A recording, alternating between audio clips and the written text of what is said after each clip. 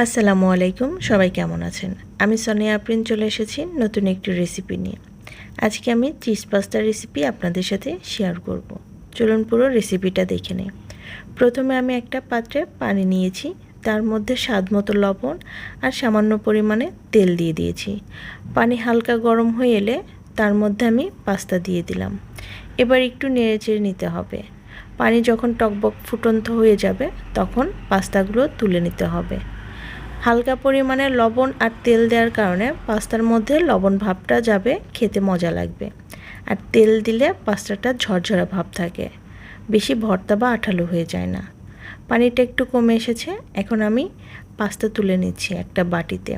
তারপরে ঠান্ডা পানি দিয়ে পাস্তাটা ধুয়ে একটা সাইডে রেখে দিয়েছি। আমি আরেকটা পাত্রে সামান্য পরিমাণে ঘি গরম করে নিয়েছি।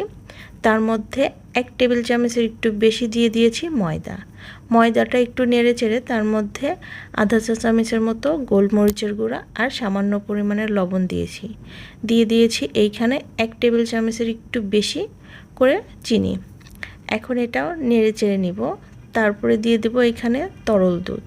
চাইলে আপনারা দুধটা গরম করেও দিতে পারেন বা জাল করেও দিতে পারেন, আবার সরাসরি আমার মতো এভাবেও দিতে পারেন। নিচ দিয়ে একটু দলা দলা ভাব থাকলে সসটা একটু ঠান্ডা করে আপনারা ব্লেন্ডারে 2-1 বার ব্লেন্ড করে নিলে হয়ে যাবে।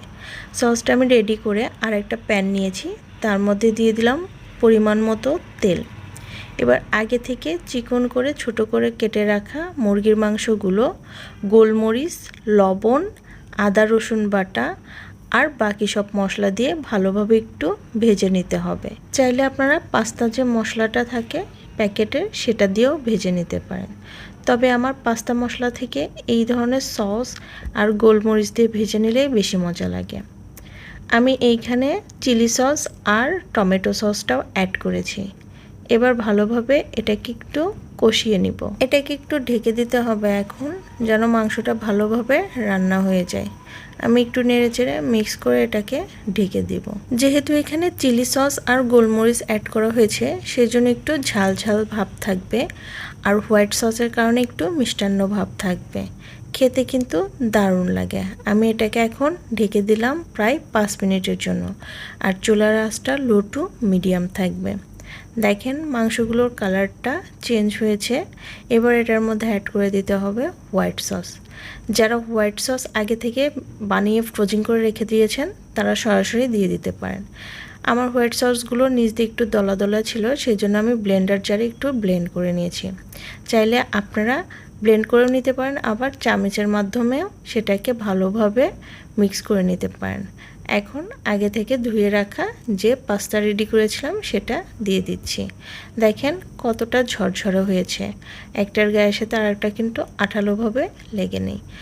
এখানে যদিও আমি হোয়াইট সসটার পরিমাণ একটু কম দিয়েছিলাম, কারণ বাসার অন্য সবাই হোয়াইট সসটা তেমন একটা পছন্দ করে না, সেই জন্য কম দিয়েছি। আর আমি এইখানে একটু বেশি পরিমাণে চিজ দিয়েছি। দেখেন চিজটা কত সুন্দর হয়েছে, আর এই চিজটাও কিন্তু আমি ঘরেই বানিয়েছি।